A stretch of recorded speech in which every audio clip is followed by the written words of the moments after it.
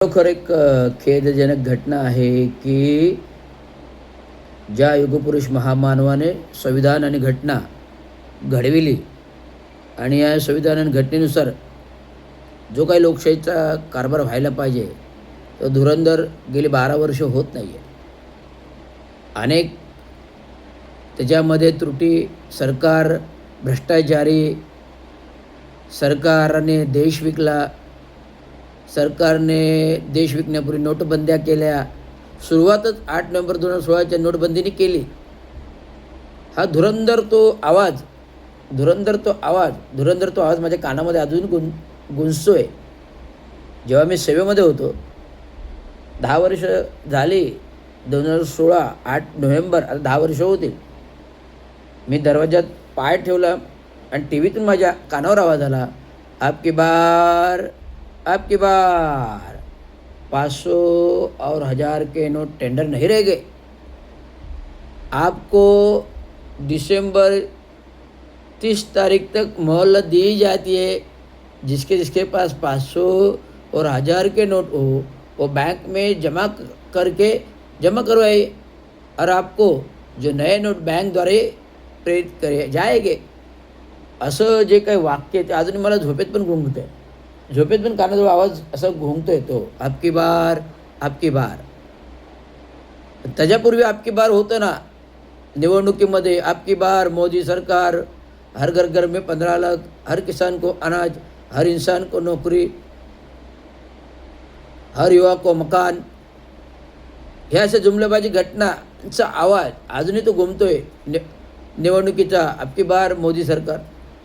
तर आपकी बार मोदी सरकारने 5 टर्म पूर्ण केल्या आणि 2021मध्ये दुसरंही सरकार आलं जे बहुउद्देशीय बहुमताने आलं. 300च्या वरती खासदार आले, एकहाती बहुमत 350 आले ना. त्यामुळे एकहाती बहुमत आल्यामुळे त्यांना जे काही बदल करायचा होता संसदेमधील घटनेतील कायद्याच्या म्हणजे चौकटीतील काही घटना आहेत, एका बारीक सारीक घटनेमध्ये बदल संसद करू शकते, तो अधिकार आहे बहुमतीय बॉडीला. तो त्याने मला वाटतं 370 कलममध्ये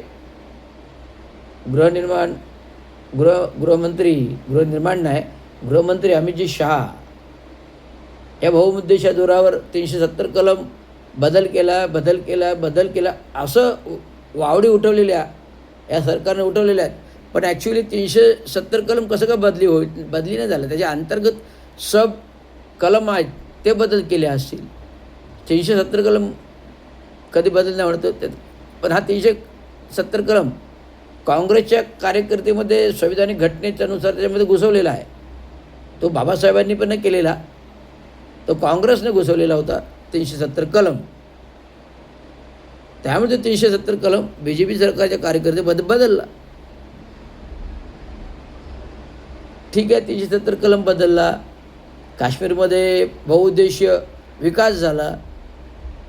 पहलगाम घडलं, पुलवामा घडलं, पहलगाम घडलं, एअर स्ट्राईक घडलं 370 नंतर. या अशा धुरंधर घटना घडल्या आणि सरकारने तडाखात लावला.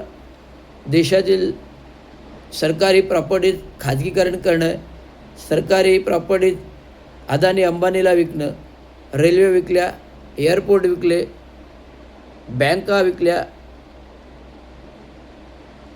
LIC FAO विकलं, बचत ठेवी विकल्या, रिझर्व्ह बँकेच्या बचत ठेवी फोडल्या, सोनं विकलं रिझर्व्ह बँकेचं आणि आता राम मंदिर लुटलं. हे सर्व ह्या सरकारचे काही जंत्री आहे. जो काला सोना,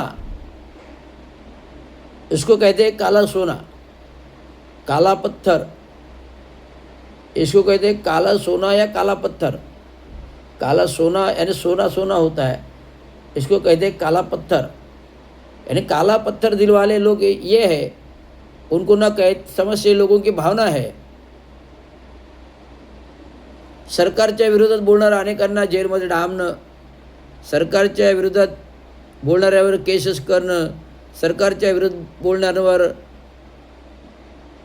कायदे कलमचा दबाव आणणं, ED CID इन्कम टॅक्सच्या धाडी मारणं, एवढंच काम ह्या सरकारने केलं, देशाचा काही विकास केला नाही तर देश खड्ड्यात नेला असं मी जाहीर आरोप करेन. देशाचा या भारतीय जनता पार्टीत जरासुद्धा काही विकास केला नाही तर देश खड्ड्यात कसा जाईल हे बघितलं आणि विरोधक पक्ष नामशेष कसा होईल एवढंच बघितलं. आज तुम्हाला चित्र काय दिसतंय? कुठली सक्षमता आहे देशामध्ये? कायदा कानून सक्षम आहे? धुरंधर अवस्था बेकार आहे. कायदा कानून फार विखरून गेलेला आहे. अन्याय अत्याचार बलात्कार होत आहेत. आरक्षणाच्या दंगली होत आहेत. आरक्षणामध्ये भांडतात. मराठा आरक्षण दंगल, आरक्षण उपवर्गीकरण विरोधात मोर्चे, हे संपूर्ण जातीय धोरण, जातीमध्ये भांडणं, संपूर्ण जातीय धोरण जातीमध्ये भांडणं लावणं ह्या मनोविधेयी सरकारच्या विचाराचं काम आहे.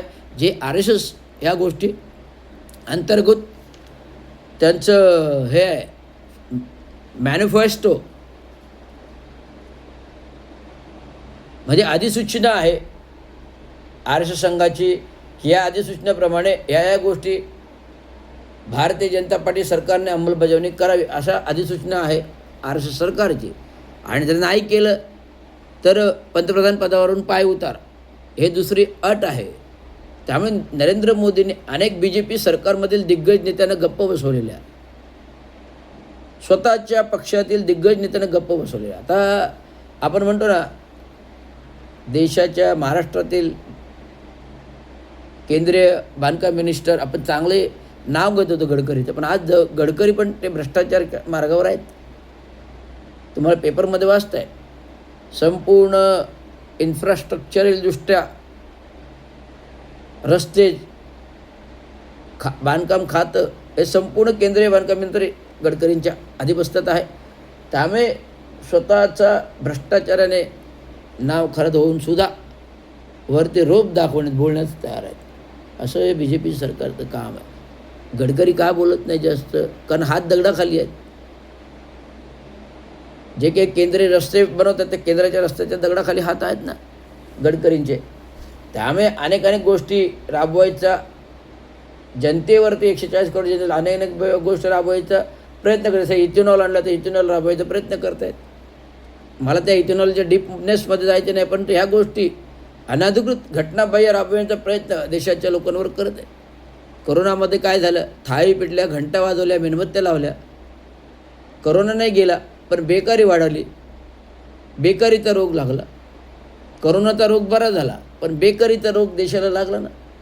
हे सगळं धुरंधर अवस्था बघता. मागील काँग्रेसच्या सरकारमध्ये कधी पेपरफुटी प्रकरण झालं नव्हतं आणि ह्या सरकारच्या 12 वर्षामध्ये 6 वेळा पेपरफुटी प्रकरण झालं. त्याच्यामध्ये नीट एक्झामचा पेपर फुटला गेला, CETचा पेपर फुटला गेला, TETचा पेपर फुटला गेला. आणि कोणकोणते अंतर्गत पेपर फुटत आहेत ते त्यांना माहिती. आणि ते काय पक्षही फुटतात. पेपर फुटतात तर फुटतात, पक्षही फुटतात आहे. आता पेपर फुटल्यावर परत एक परीक्षा होते, पण पक्षातील राजकीय नेते संसदीय कायदा म्हणून फुटले तर काय करायचं? शिक्षा पाहिजे ना, आणि पुन्हा निवडणुका घ्यायला पाहिजे ना. ते का नाही होत आहे हा एक प्रश्न. त्यामुळे ह्या NEET exam, CET exam, TET exam या फुटल्यामुळे देशातील वातावरण संतप्त आहे. युवा तरुण पिढीचं वातावरण संतप्त आहे. त्यामुळे नीट एक्झाम फुटल्यानंतर ज्या 2 विद्यार्थ्यांचं निधन झालं आणि अमेरिकेतून अभिजित दिपके यांनी एक चळवळ चालू केली, ते कॉक्रोच चळवळ. का? ते न्यायमूर्ती, सुप्रीम कोर्टचे न्यायमूर्ती का हायकोर्टचे जस्टिस यांनी तरुण युवा पिढीला कॉक्रोच संबोधलं. त्यामुळे त्यांनी कॉक्रोच जनता पार्टी स्थापित केली. अनेक रिव्ह्यूज लाखो करोडच्या घरात मिळाल्या. त्यामुळे हे करत असताना सदर युवकाने 6 जूनला जंतर मंतर येऊन आंदोलन केलं, पूर्ण प्रोटेक्शनमध्ये आंदोलन केलं. त्यामुळे ही आंदोलन तूर्त अजून चालू आहे. त्या आंदोलनाचा पार्ट म्हणून धर्मेंद्र प्रधानने अजून केंद्रीय शिक्षण मंत्री धर्मेंद्र प्रधान अजून राजीनामा दिलेला नाही. त्या राजीनामा घेण्यासाठी ही आंदोलनं चालू आहेत कॉक्रोच जनता पार्टीचे. त्या अंतर्गत कॉक्रोच जनतेला रिस्पॉन्स नाही म्हणून सोनम वांगचुक अन्नत्याग पाहून गेले 21 दिवस उपोषण करतोय. धुरंधर 21 दिवस उपोषण आहे आणि त्यांची तब्येत नाजूक झालेली आहे आणि आजच त्यांना हॉस्पिटलमध्ये परिवर्तित पोलिसांनी नेलेलं आहे. तर अशा प्रकारे कायदा कानूनचा चुराडा करणारं हे सरकार आहे. आणि एक सांगतो, जर